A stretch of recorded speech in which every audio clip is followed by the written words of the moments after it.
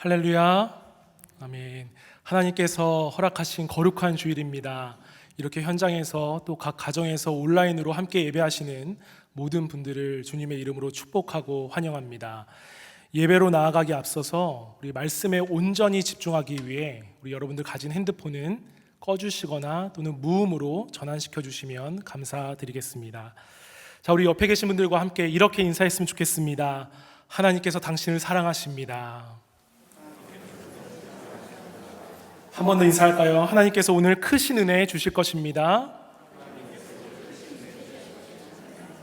우리를 사랑하시는 주님께서 우리가 서로 고백했던 것처럼 오늘 이 예배를 통해 우리가 예측치 못한 은혜를 하나님께서 넘치도록 부어주실 줄 믿습니다. 우리 그렇게 행하실 하나님을 기대하는 마음으로 다 함께 자리에서 일어나셔서 지존하신 주님 이름 앞에 찬양하며 예배로 나아갑니다.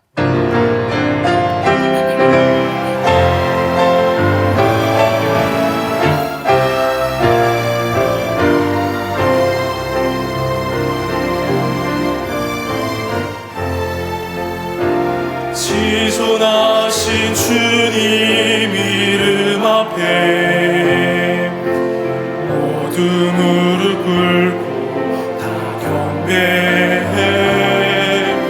거룩하신 주님 보좌 앞에 엎드려 절하세.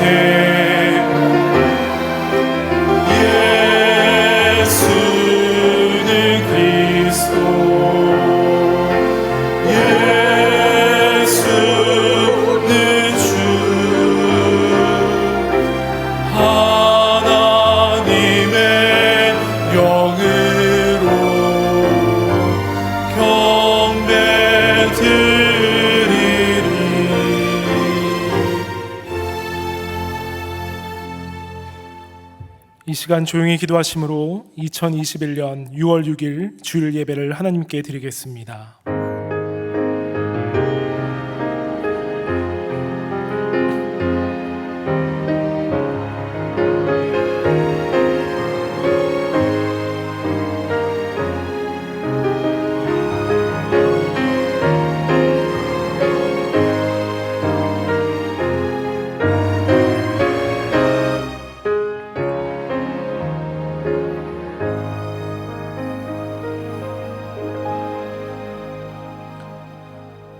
사랑의 주 하나님, 지난 한 주간도 변함없는 사랑으로 우리를 돌보아 주신 은혜에 감사를 드립니다.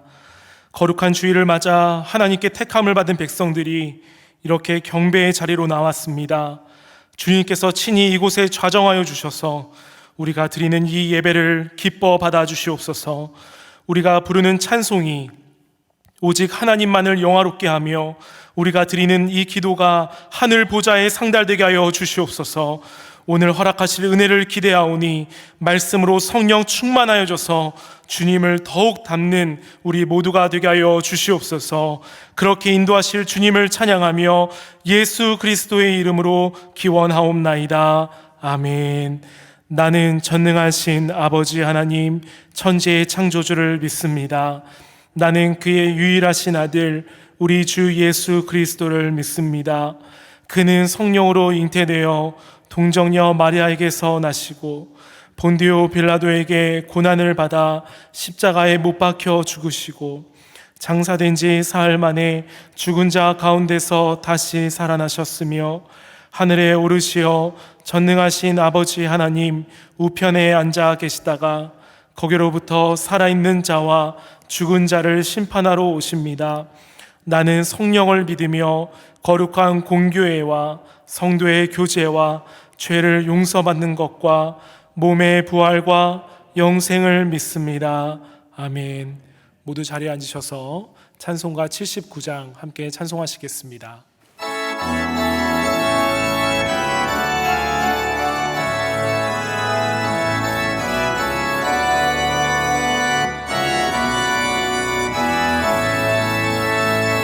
주 하나님 지으신 모든 세계 내 마음속에 그리워올 때 하늘의 별 울려 퍼 부서지는 데서 주님의 권능 우주에 찬대 주님의 높고 위대하심을 내 영혼이 찬양하네 주님의 높고 위대하심을 내 영혼이 찬양하네 숲속이나 험한 산 골짜기에서 지저귀는 저새 소리들과 고요하게 흐르는 시냇물은 주님의 소식 노래하도다 주님의 높고 위대하심을 내 영혼이 찬양하네 주님의 높고 위대하심을 내 영혼이 찬양하네 주 하나님 독생자 아낌없이 우리를 위해 보내주셨네 십자가에 피 흘려 죽으신 주 내 모든 죄를 대속하셨네 아멘 주님의 높고 위대하심을 내 영혼이 찬양하네 주님의 높고 위대하심을 내 영혼이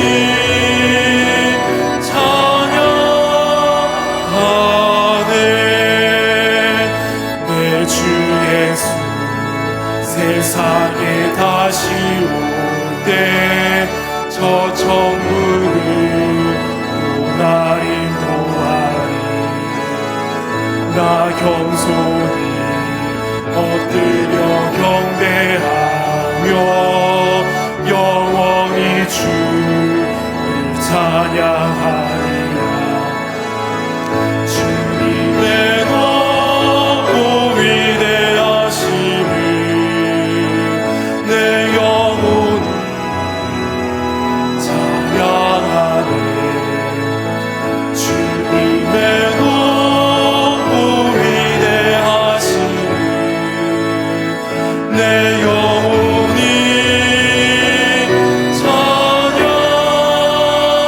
찬양하네 아멘. 이 시간 오늘 말씀을 통해 부어주실 은혜를 사모하는 마음으로 간절히 기도하며 나아가도록 하겠습니다. 사랑의 주 하나님, 이 시간 간절한 마음으로 기도하며 나아갑니다. 하나님, 주님을 사랑한다고 하면서 세상을 더 사랑하고 세상을 쫓아 살아갔던 우리를 용서하여 주시옵소서.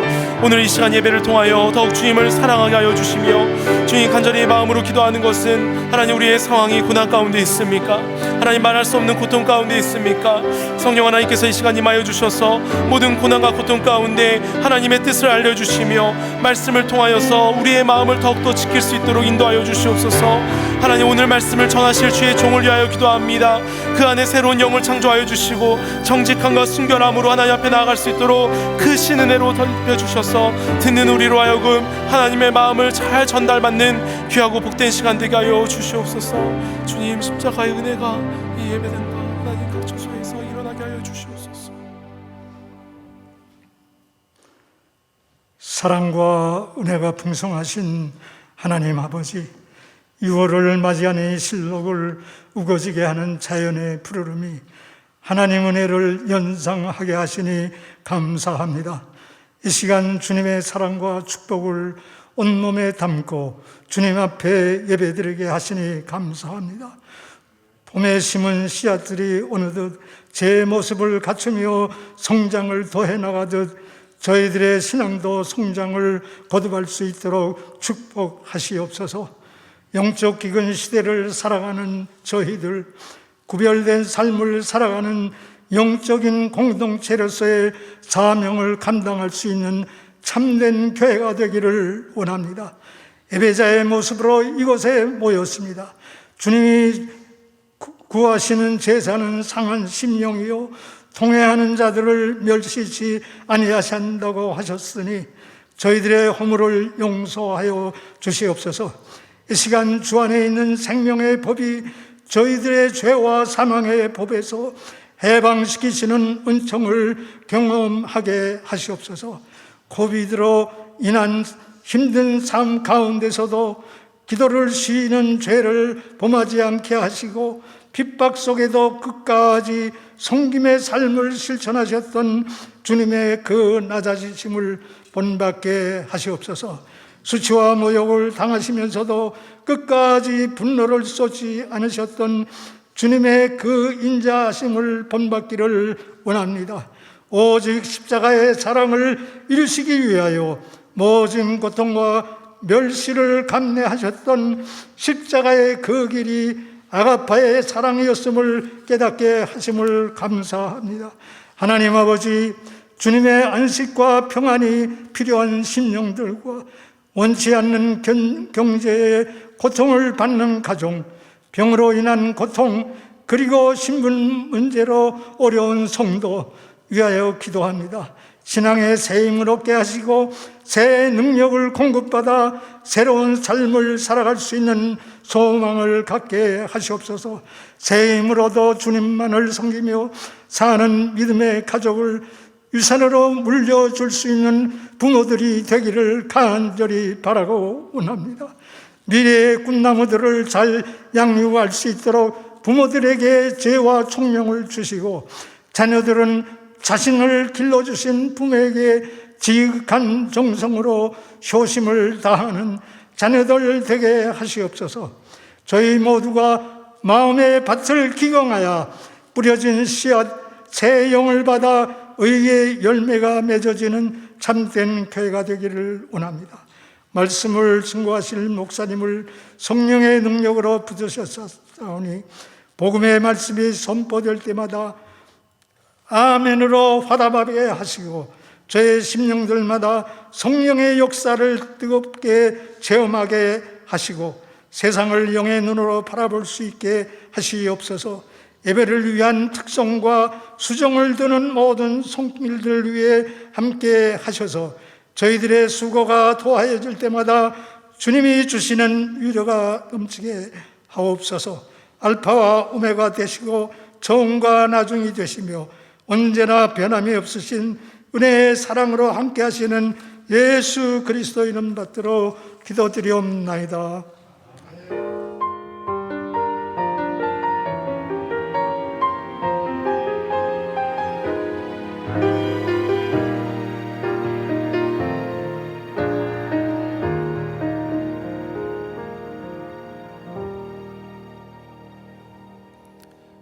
이 시간 심상선 장로님께서 하나님께 특송으로 영광 돌리겠습니다.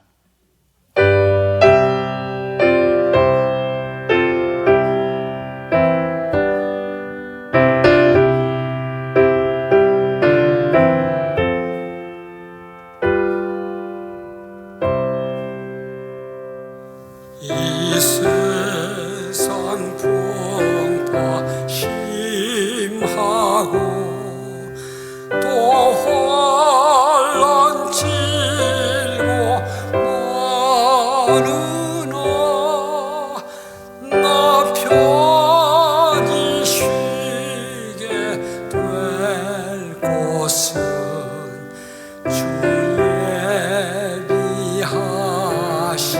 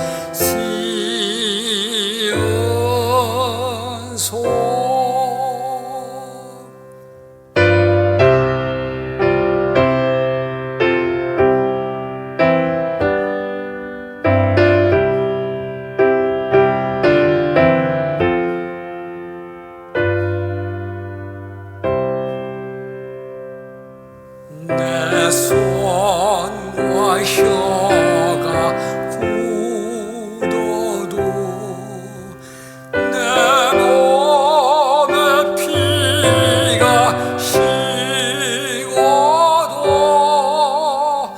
나 영영 잊지 못할 곳 은혜의 보좌 시은손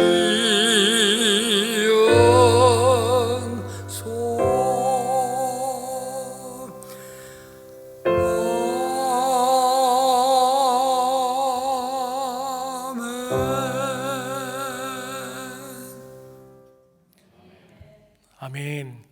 귀한 찬양 감사드립니다. 시은소는 속죄소라고도 불리는데요, 하나님께서 인간의 죄를 덮어주시는 장소라는 의미가 있습니다. 우리도 하나님의 그 덮어주심의 은혜를 매일마다 감사 고백하는 자들이 다 되길 바랍니다. 오늘 우리에게 주신 하나님의 말씀은 잠언 4장 23절의 말씀입니다. 제가 가진 구약성경 915페이지에 나와 있습니다.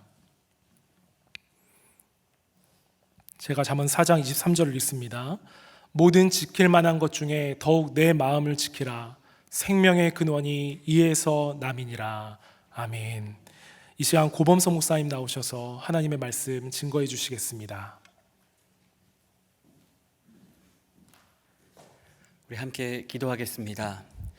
하나님, 은혜의 보좌 시은소로 우리들을 인도하여 주시니 감사드립니다.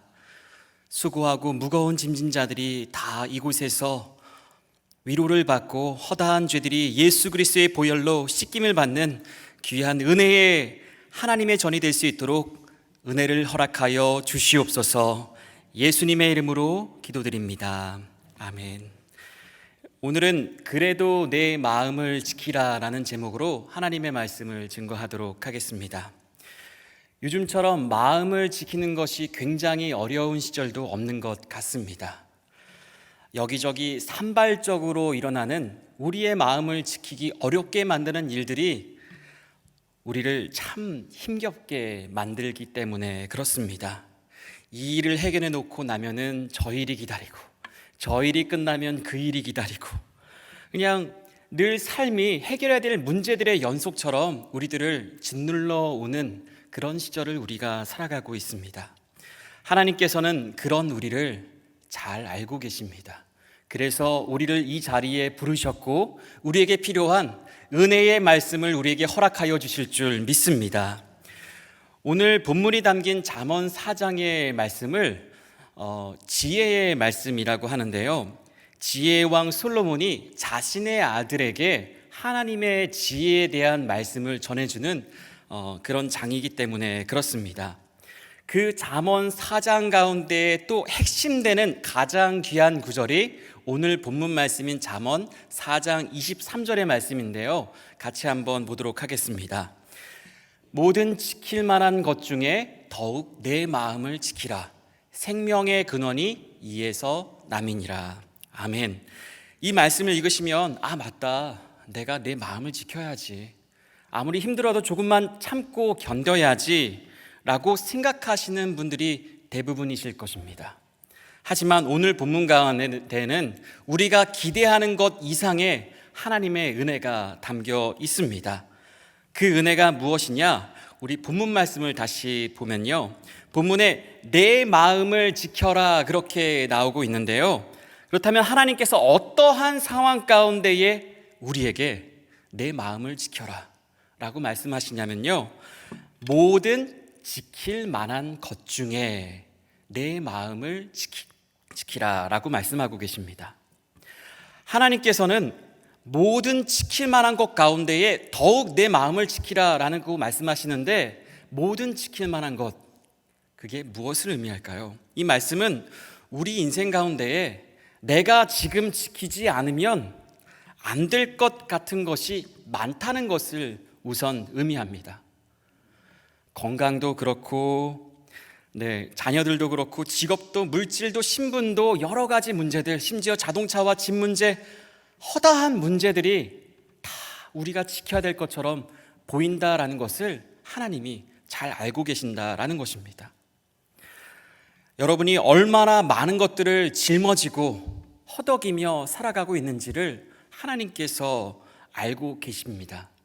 여러분들이 이 주일에, 이 거룩한 주일에 이곳에 나와 웃으면서 인사를 나누지만 사실 속으로는 마음껏 기뻐하지 못하는, 나를 짓누르는 마음을 무겁게 만드는 그것이 있다라는 것을 하나님께서는 잘 알고 계신다라는 것입니다.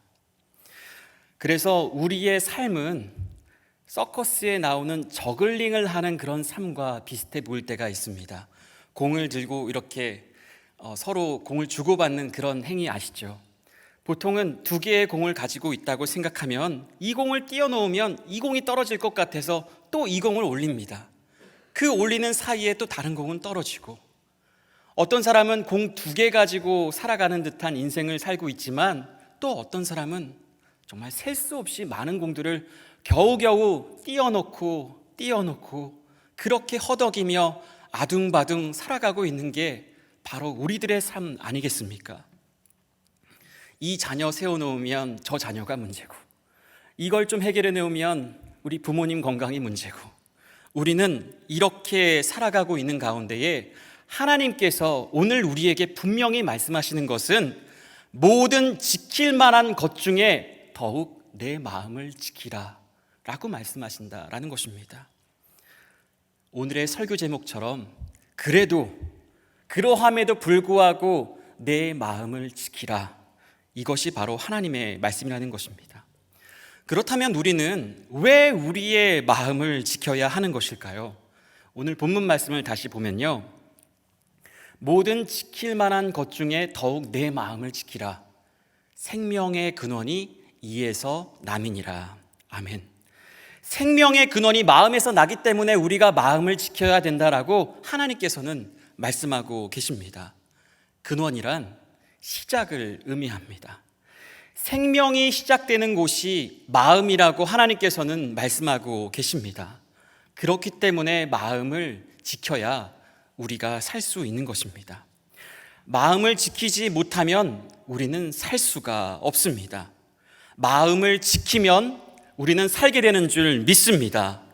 그래서 마음을 지키라라는 것은요, 그냥 오래 참고 견디라라는 그런 윤리적 수준의 그런 말씀이 아니라 우리가 죽느냐 사느냐, 우리의 생명이 걸려있는 구원에 관한 하나님의 말씀이다라는 것입니다.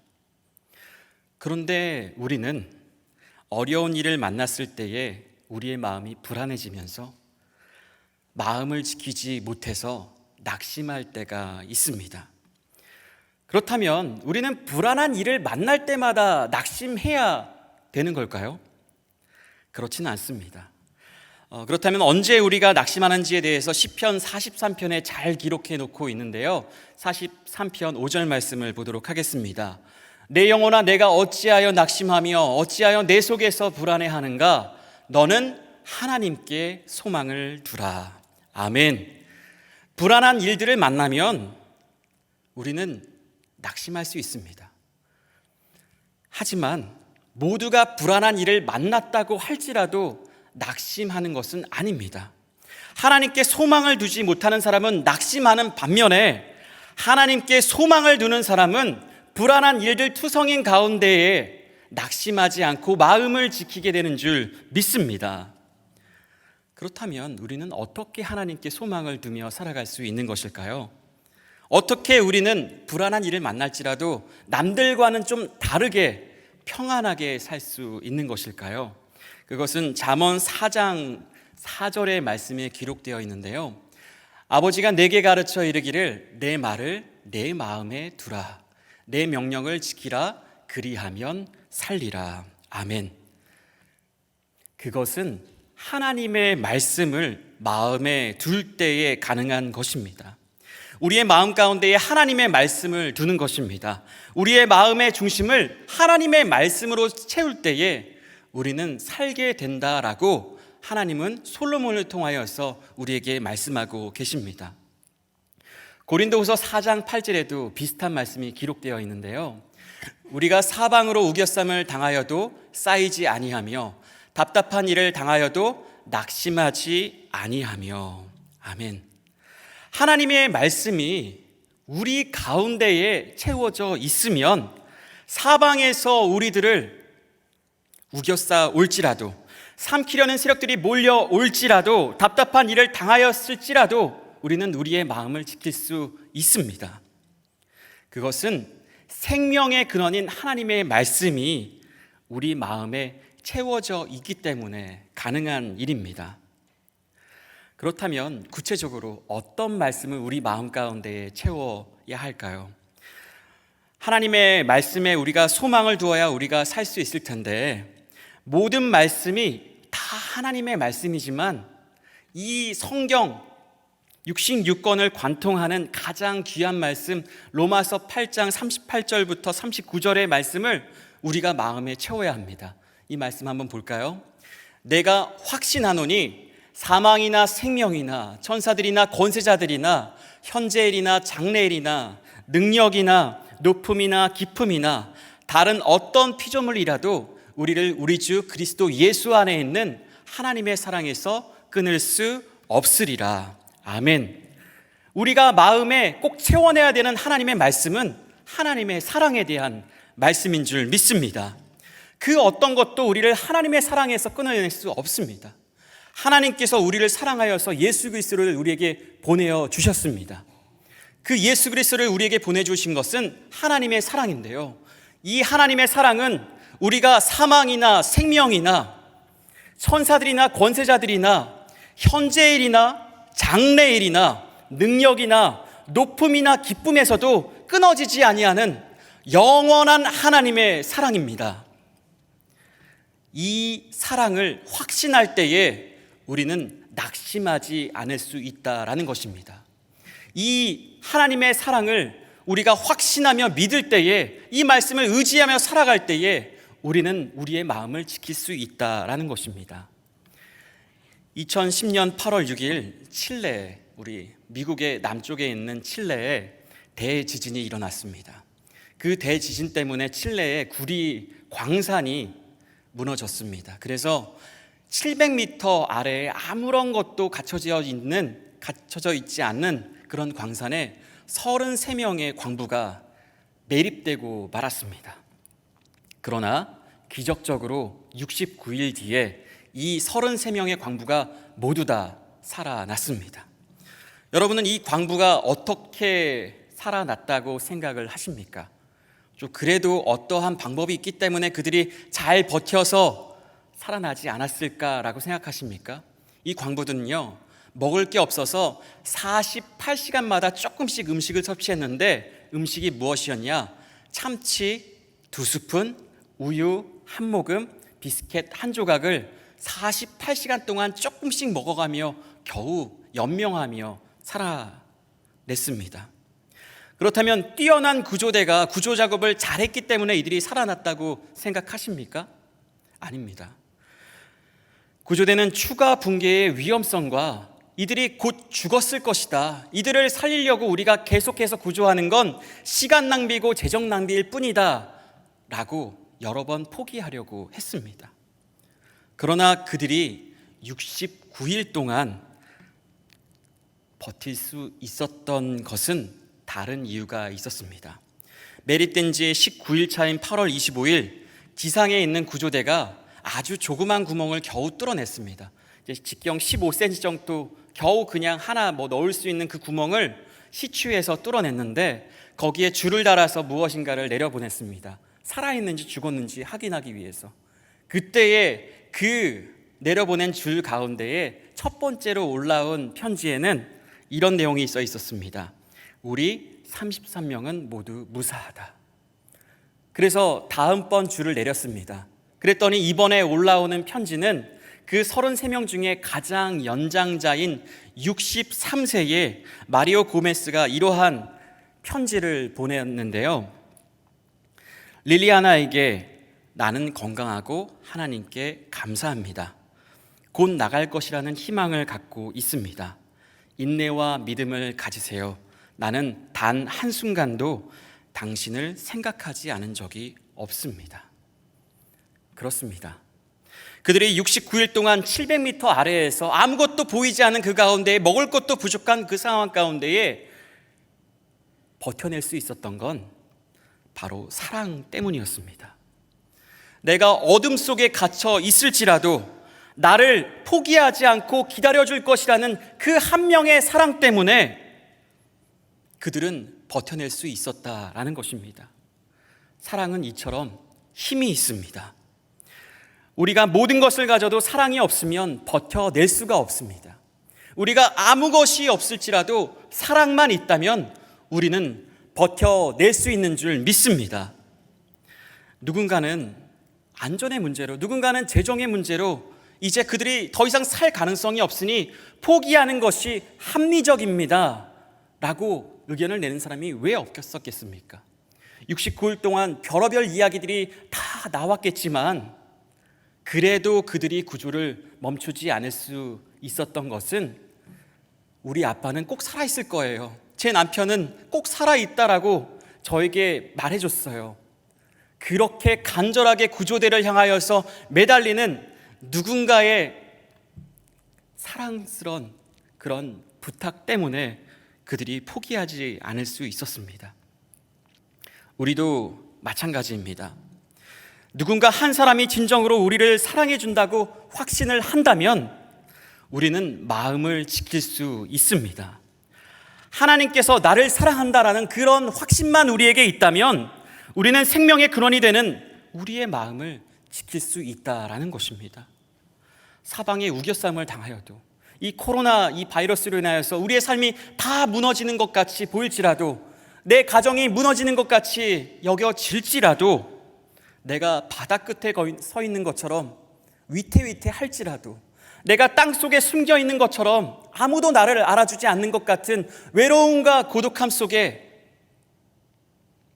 좌절과 절망 속에 빠져나오지 못할지라도 그래도 나를 찾아와 나를 꼭 구해줄 것이라는 하나님의 사랑을 우리가 확신한다면 우리는 우리의 마음을 지킬 수 있습니다. 우리는 이 하나님의 사랑을 믿어야 합니다. 우리는 다른 것에 소망을 두는 것이 아니라 이 하나님의 사랑에 소망을 둬야 합니다. 이 사랑이 우리를 살리며 우리로 하여금 버티게 하는 줄 믿습니다. 예수님께서는 또한 우리가 우리의 마음을 지킬 수 있는 방법에 대하여서 말씀해 주셨는데요. 바로 누가복음 18장 1절의 말씀입니다. 예수께서 그들에게 항상 기도하고 낙심하지 말아야 할 것을 비유로 말씀하여. 예수님은 우리가 기도하면 낙심하지 않을 수 있다고 말씀하셨습니다. 하나님께 나와 기도하면 우리가 우리의 마음을 지킬 수 있다라고 말씀하셨습니다. 너무 뻔하지 않습니까? 말씀과 기도. 누가 그걸 몰라서 못합니까? 하지만 누가 뭐래도 하나님께 조용히 나와서 내 마음을 쏟아내어 보신 분들은 분명히 아실 것입니다. 아무도 나의 작은 신음소리에 응답해 주지 않아도, 귀 기울여 주지 않아도 하나님께서는 다 들어주시고 내 허무한 마음 가운데의 생명의 말씀을, 은혜의 그 음성을 허락하시는 그 경험을 분명히 해보셨을 것입니다. 이러한 기도를 히스기야 왕도 드렸었습니다. 히스기야 왕은 주변에 아수르라는 그런 강대국이 사방으로 조여왔습니다. 그런데 설상가상으로 본인까지 병이 들어서 죽어가고 있었습니다. 그래서 히스기야는 더 이상 세상에 소망이 없다, 나는 병만을 바라보며 하나님께 기도해야겠다라고 간절히 하나님께 부르짖었습니다. 그런 히스기야에게 하나님께서는 이렇게 말씀해 주셨습니다. 이사야 38장 5절의 말씀인데요. 너는 가서 히스기야에게 이르기를 내 조상 다윗의 하나님 여호와께서 이같이 말씀하시기를 내가 내 기도를 들었고 내 눈물을 보았노라. 내가 내 수 안에 15년을 더하고. 아멘. 하나님께서는 이사야를 통하여서 말씀하셨습니다. 내가 내 기도를 들었고 내 눈물을 보았노라. 아무도 들어주지 아니하는 너의 작은 신음소리를 내가 들었고 아무에게도 보이지 않았던 너의 눈물 내가 보고 있었다 라고 히스기야에게 하나님께서는 분명히 말씀해 주셨습니다. 우리가 하나님께 간절히 나와 우리의 마음을 쏟아놓고 우리의 어려움을 내어놓을 때 하나님께서는 우리에게도 이와 같은 위로의 말씀을 하여 주실 줄 믿습니다. 히스기야는 여러분들이 잘 알다시피 하나님의 은혜로 병이 나았습니다. 15년이나 더 살게 되었습니다.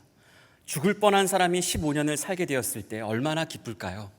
내 인생 끝인 줄 알았는데 하나님이 엑스트라 보너스로 15년을 더 살게 했을 때 여러분들은 15년 어떻게 살아내시겠습니까? 하나님을 위해서 사실 수 있으시겠습니까? 히스기야도 그렇게 시작했습니다. 하지만 그도 끝까지 마음을 지킬 수 있었던 건 아니었습니다. 안타깝게도 히스기야는 하나님을 위해서도 사는 삶을 살았지만 반면에 자기 자신을 위해서도 사는 모습을 보이고 말았습니다. 이사야 39장 4절 말씀에 나오는데요, 이사야가 이르되 그들이 왕의 궁전에서 무엇을 보았나이까 하니 히스기야가 대답하되 그들이 내 궁전에 있는 것을 다 보았나이다. 내 창고에 있는 것으로 보이지 아니한 보물이 하나도 없나이다 하니라. 히스기야는 하나님의 은혜를 받은 사람입니다. 그래서 하나님께서 많은 것들을 그에게 허락해 주셨습니다. 하지만 히스기야는 바벨론에서 사람들이 왔을 때에 자기의 창고에 있는 보물들을 마치 다 자기의 것처럼 그렇게 자랑하고 다 보여줬다라는 것입니다. 왜 그랬을까요? 히스기야는 마음을 지키지 못했기 때문에 그렇습니다. 하나님의 은혜로 살아가는 사람은 하나님을 위해서 살아가야 합니다. 나를 위해서 살고 싶은 마음 왜 없겠습니까? 하지만 이 마음을 해결하지 못하면 우리 마음 가운데에 욕심이 생겨나기 시작합니다. 이 욕심이 별것 아닌 것 같지만 욕심이 잉태하면 죄를 낳고 죄가 장성한 즉 사망을 낳기 때문에 이 욕심이 생명의 근원되는 마음에 찾아오는 것을 우리는 두려워해야 합니다. 우리 마음 가운데 생명의 근원이 아니라 욕심이 채워지게 되면은 우리는 히스기야처럼 마음을 지킬 수가 없기 때문에 그렇습니다. 그렇게 자신의 마음을 지키지 못한 히스기야에게 하나님은 무서운 심판의 메시지를 전하는데요, 이사야 39장 6절의 말씀입니다. 보라, 날이 이르리니 내 집에 있는 모든 소유와 내 조상들이 오늘까지 쌓아둔 것이 모두 바벨론으로 옮긴 바 되고 남을 것이 없으리라. 여호와의 말이니라.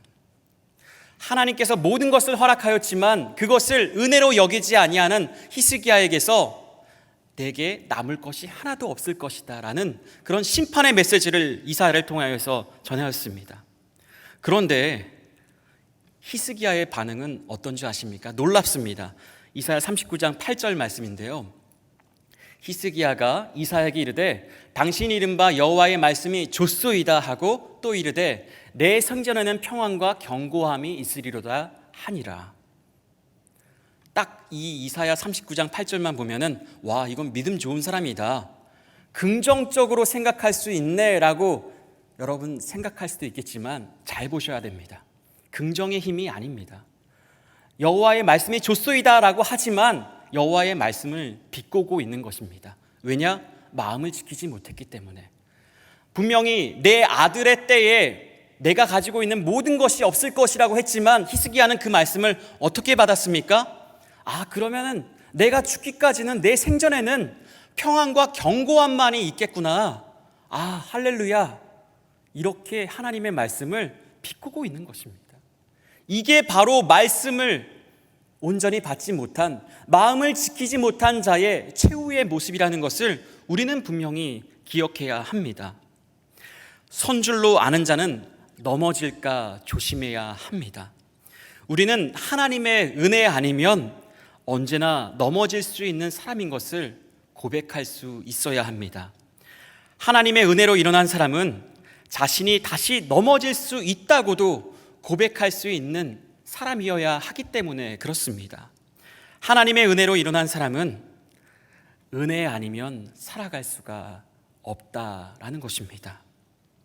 그리고 자신이 언젠가 아무 때라도 내가 하나님께서 나에게 은혜 주시지 않으면 넘어질 수 있다라고 인정하는 사람은 사실 쉽게 넘어지지 않습니다. 내가 연약한 것을 인정하는 사람은 교만하지 않기 때문에 그렇습니다. 우리가 우리의 인생 가운데 언제 큰 사고를 만납니까? 내가 내 힘으로 뭔가 할 수 있을 거라고 생각할 때에 큰 일을 만나지 않습니까? 우리가 운전 교통사고 누가 가장 많이 냅니까? 10대 후반입니다. 이제 막 운전에 대해서 배워서 나는 젊으니까 나는 좀 운전 좀 할 줄 아니까 하다가 큰 사고를 내는 것이 바로 우리들의 삶 아니겠습니까? 이 실수는 우리가 반복하지 말아야 합니다. 그렇게 우리는 하나님의 은혜를 하나님의 은혜로 고백할 수 있어야 한다라는 것입니다. 그렇기에 하나님의 은혜를 나는 마땅히 받아야 될 사람이라고 생각한다면 우리도 히스기야처럼 될 수 있다라는 것입니다. 지금 넘어지지 않았다고 선줄로 생각하지 마시기 바랍니다. 언제가 문제이지 반드시 넘어질 수밖에 없기 때문에 그렇습니다. 그렇다면 우리는 어떻게 살아야 할까요? 우리의 삶은 히스기야와 좀 다르십니까? 저도 이 설교를 준비하면서 제가 잘못 살았던 적에 대해서 혼자 조용히 한번 생각해 봤습니다. 저도 제 나름대로 기도를 하면서 말씀의 은혜를 받고 마음이 뜨거워져서 무슨 일이든지 할 수 있을 것 같은 성령 충만한 때도 있었지만 아주 사소한 일에 불안해하고 낙심하며 누군가가 나에게 의미 없이 던진 그 말 한마디에 상처받고 그 상처 묵상하며 좌절해 있는 제 모습이 참 저를 한심스럽게 만들었습니다. 조금만 어려움을 만나도 쉽게 괴로워하고 마치 한 번도 하나님의 사랑을 받아본 적 없는 것처럼 불안해하며 낙심해하는 제 모습이 저를 더 실망시키게 만들었습니다. 여러분은 그런 스스로의 모습에 눌려보신 적 없으십니까? 만약 우리가 그러한 삶을 마주하게 된다면 우리는 어떻게 살아내야 할까요? 그런 우리에게 예수님께서는 마가복음 9장 24절의 말씀을 주셨습니다. 곧 그 아이의 아버지가 소리를 질러 이르되 내가 믿나이다 나의 믿음 없는 것을 도와주소서 하더라. 아멘. 이 마가복음 9장 23절은 아주 유명한 말씀이 기록된 말씀입니다. 믿는 자에게 능치 못할 것이 없노라 라고 귀신 들린 아이를 데리고 온 아버지에게 예수님께서 말씀하였는데 이 아버지는 안 거죠. 나에게는 이 예수님의 말씀대로 내 아들을 살릴 수 있는 믿음이 없기 때문에 너무나 답답했던 것입니다. 자신의 연약한 믿음을 하나님 앞에 고백할 수밖에 없었습니다. 그래서 그는 나의 믿음 없는 것을 도와주소서 이렇게 기도할 수밖에 없었습니다. 하나님의 은혜로 산다면 우리는 이렇게 기도해야 합니다. 믿음이 있는 척 해봤자 무엇이 우리에게 남겠습니까? 내가 경건한 척 해봤자 무엇이 우리에게 도움이 되겠습니까? 나의 믿음 없는 것을 도와주소서. 우리가 연약함을 인정하며 하나님의 은혜 아니면 살 수 없다고 우리가 고백할 때에 하나님께서는 우리의 기도에 응답하시고 끊어지지 않는 사랑으로 우리를 붙잡아 주사 우리의 마음을 지킬 수 있는 그 힘과 능력을 허락하여 주실 줄 믿습니다. 우리가 이 믿음 붙잡고 이 험한 세상 살아갈 때에 하나님께서는 우리와 동행하시며 우리에게 큰 은혜 주실 줄 믿습니다. 우리 이 말씀 붙잡고 함께 기도하겠습니다. 먼저 하나님께 다 내어놓길 원합니다. 하나님께 이렇게 나와서 나 괜찮습니다 라고 말하는 건 가장 어리석은 자의 모습입니다. 하나님, 나 너무 힘듭니다. 삶의 무거운 짐들이 너무나 나를 짓눌러 옵니다. 하나도 견딜 수 없는데 수없는 문제들이 나를 기다리고 있습니다. 하나님, 나는 믿음이 없사오니 나는 연약하오니 하나님 나의 마음을 지켜주시옵소서. 하나님의 사랑으로 채워주시옵소서. 우리 이러한 간절한 기도의 제목을 가지고 하나님께 기도하며 나아가도록 하겠습니다.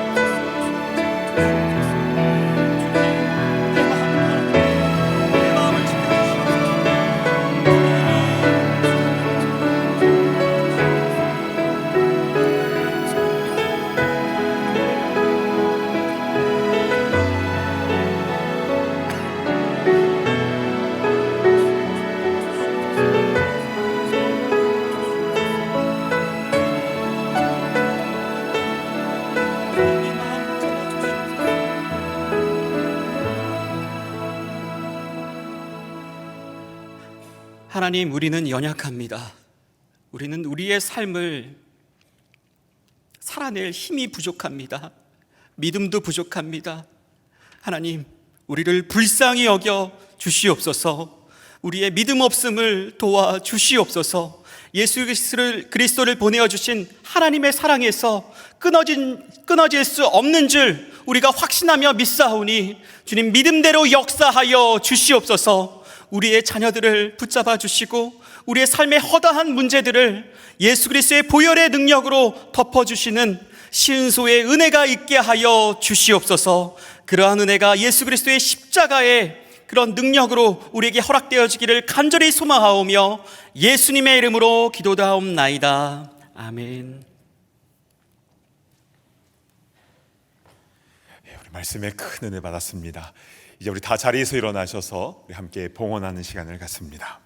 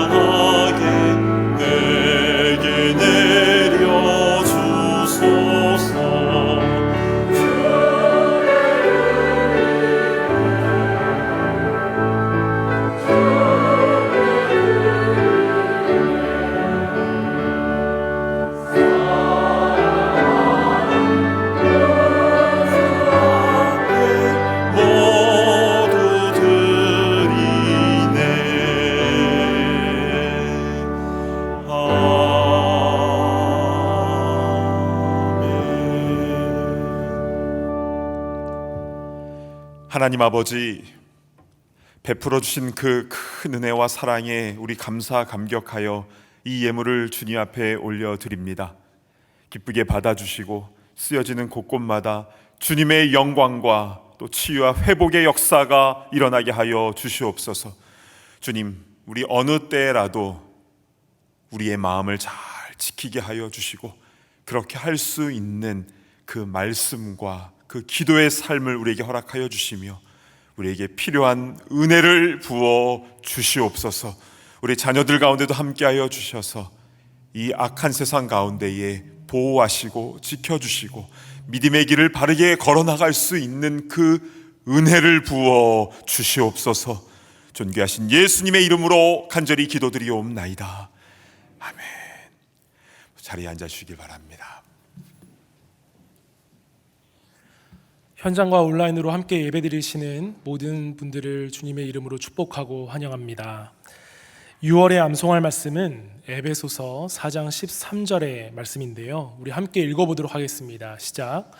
우리가 다 하나님의 아들을 믿는 것과 아는 일에 하나가 되어 온전한 사람을 이루어 그리스도의 장성한 분량이 충만한 데까지 이르리니. 에베소서 4장 13절 말씀. 아멘. 이 말씀을 암송하시면서 6월 한 달간 믿음과 말씀으로 그리스도의 장성한 분량까지 충만해지는 우리 모두가 되길 간절히 축복합니다. 6월달 교구장 및 소그룹 리더 모임이 정해진 시간에 있습니다. 소그룹 모임을 준비하기 위해 뒤에서 많은 분들이 수고해 주시고 있는데요. 6월달에도 각 소그룹 모임을 통해서 좋은 열매들이 맺힐 줄로 믿습니다. 교우 소식이 있습니다. 참된 교회에서 함께 신앙생활하신 김태희 최수정 집사님 가정이 텍사스로 이주하게 되었습니다. 새로운 거처에서도 잘 적응하고 기쁨으로 신앙생활 하실 수 있도록 기도해 주시길 바랍니다. 목요일 저녁 8시에 비전홀에서 피택자 훈련 오리엔테이션이 있습니다. 피택 받으신 분들은 모두 참여해 주시길 바랍니다. 이 시간 담임 목사님 나오셔서 현장 예배 참석 인원 변경에 대한 특별 광고를 해주시겠습니다. 네, 현장 예배에 대해서 잠시 말씀을 드리고자 합니다. 1년 넘게 이렇게 팬데믹이 지속되어 오고 있는데요. 그런데 감사하게도 최근에 미국의 코로나 확진자 수가 급격하게 줄어들면서 우리 뉴저지 주정부에서 실내 모임 인원 제한과 또 사회적 거리 두기를 해제했습니다. 그래서 우리 근방에 있는 한인 교회들 중에는 오늘부터 실내 인원을 100% 오픈한 교회들도 있습니다. 그러나 아직 팬데믹이 끝난 것이 아니기 때문에 여전히 조심해야 될 부분이 있다고 여겨집니다. 그래서 참된교회 당회에서는 여러 논의 끝에 6월 셋째 주일, 즉 6월 20일부터 이른비 예배와 단비 예배의 인원수를 현행 30%에서 60%로 상향 조정하기로 하였습니다. 그러나 마스크는 좀 불편하더라도 앞으로 좀 당분간 계속 쓰셔야 될 것 같습니다. 자, 그래서 다다음 주일부터는 따로 웹사이트에서 참석 신청을 하실 필요가 없이 편안하게 교회에 오시면 되고요. 본당에 들어오시면 가족끼리는 같이 딱 붙어서 앉으시되 가족이 아닌 분과는 한 칸 띄고 착석하시면 되겠습니다. 퐁당퐁당 이렇게 앉으시면 될 것 같습니다. 그래서 이 본당에는 한 120에서 130명 정도 입장하실 수 있고요. 본당이 다 차면 친교실에서 예배 드릴 수 있도록 우리 예배부에서 안내를 해드리도록 하겠습니다. 많은 분들이 12시에 큰비 예배의 현장 예배 오픈에 대해서도 궁금해 하십니다. 큰비 예배, 그리고 또 1, 2, 3부 찬양대 사역, 그리고 또 우리 아이들 교회 학교 오픈이 언제 되는가, 아마 같은 때에 같이 이렇게 오픈하지 않을까 싶은데요. 그때가 언제인지에 대해서는 우리 실무자들과 잘 상의를 해서 추후에 공지해 드리도록 하겠습니다. 참고로 다음 주일 6월 13일 예배는 신청하셔야 됩니다. 다음 주일까지는 신청하셔서 오늘 오후 3시부터 우리 교회 웹사이트를 통해서 신청할 수가 있는데요. 혹시 이제 이에 대해서 더 궁금하신 점이 있으시면 우리 교역자들에게, 목회자들에게 문의해 주시면 친절하게 말씀을 드리도록 하겠습니다.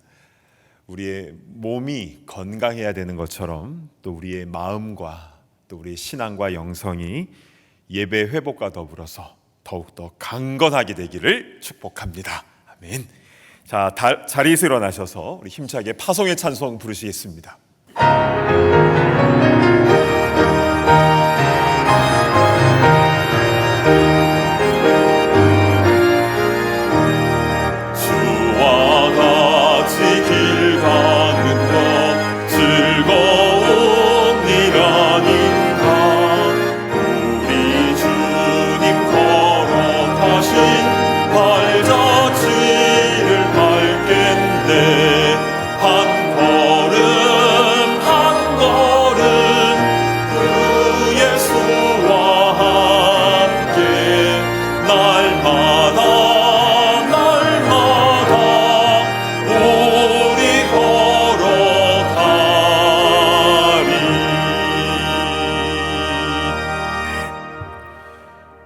이제는 우리 주 예수 그리스도의 그 크신 은혜와 그 어느 누구도 끊을 수 없는 하나님 아버지의 무한하신 사랑하심과 성령님의 감동, 감화, 교통하심의 역사가 지켜야 될 것이 많이 있지만 무엇보다도 우리의 마음을 잘 지키며 겸손함으로 주의 말씀과 기도의 삶을 살기를 소망하며 나아가는 모든 주의 권속들 머리 위에 이제로부터 영원토록 함께 있을지어다.